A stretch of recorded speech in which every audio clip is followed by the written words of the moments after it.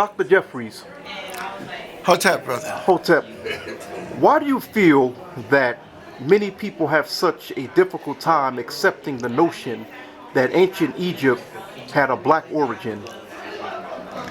Well, because we've been socialized, we've been acculturated into the lie of white supremacy. I call it the big lie of white supremacy.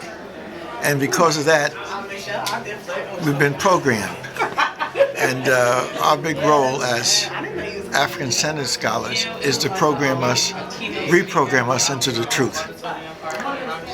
For example, we learn in the Western education system that the ancient Greeks were the miracle people. They invented mathematics, philosophy, medicine, science, architecture. And clearly that can't be true, because the great Greek Golden Age was 500 BC to 300 BC, a 200-year period. And peoples of color, Africans and Asians, had cultures and civilizations dating thousands of years before that, including the Native Americans, who had cultures of great cities, mathematics, pyramid building. And so something is quite wrong, and that wrong is the system of white supremacy that has bamboozled us all and programmed us against ourselves. So our great role and responsibility is to search for the truth. And when we search for it, we'll find that there's an African origin of humankind, going back not a few thousand years, but going back millions of years. And as humankind evolved and developed into modern humanity, that might have been 200,000 years, and that drama is still in Africa or in the related lands of Asia. And then when we get to the modern humanity, 10,000 years ago, that drama is not in Europe. That drama is in Africa and Asia. And so once you have the chronology, you can throw off the European mythology. I just created a new word, mythology, that the Europeans are the chosen people of the human creation, and that African peoples might not even be human. That's in the European culture, that African peoples might not be human, and that the Native American peoples might be subsidiary peoples. When in point of fact, the scientific historical fact is now exploding on the world, particularly these last 100 years, that African people are the foundation peoples of the universe. And Africans are not only in Africa, but out of Africa into Asia. So when Most Honorable Elijah Muhammad talked about the Asiatic black man, he's still talking about that which we consider the African-Asian foundation of humankind. So the big lie has been so accepted. You get degrees in the big lie. You get your PhDs in the big lie. You get your law degree in the big lie. And certainly you get your BAs and your associate degrees in the big lie. So we have been reborn in this enormous truth.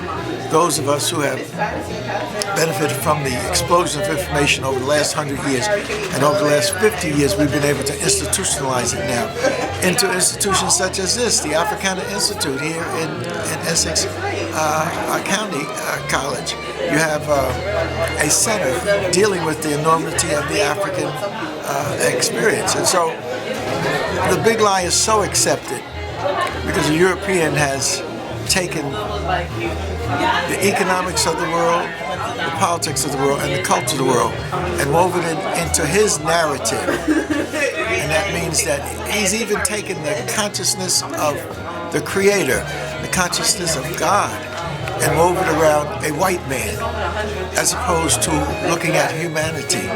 And so we've got a lot of work to do. But my approach is the truth crushed the earth, will rise again stronger than before. And that's what I have wrapped my life around, a mission to raise up this truth. And even though it may be attacked as they attacked me 20 years ago, the truth has emerged even stronger than before. All of the latest scientific information has established the African origin of humankind, the African evolution of society, the African cradle of civilization.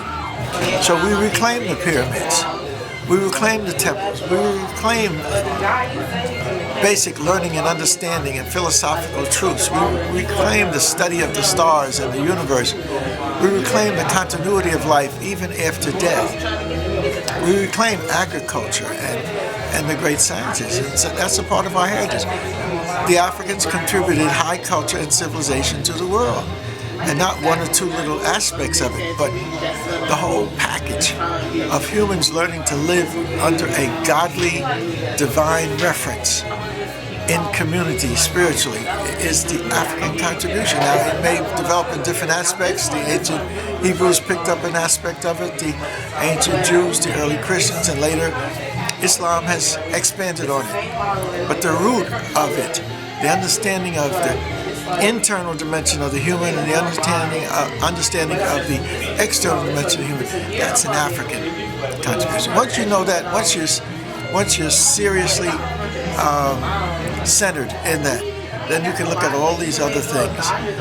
When they talk about a pillared temple, usually you talk about the Parthenon in Greece, but that was built 450 BC as a result of a war between the Persians and the Egyptians, Persians and the Greeks. 490. So 450. Egypt has already gone through several golden ages, the Nile Valley, Asia, all the river valley civilizations, Tigris, Euphrates, the Indus River Valley in India, Yellow River in China, the lakes and rivers of Central and South America have already gone through great ages before the European has a single one.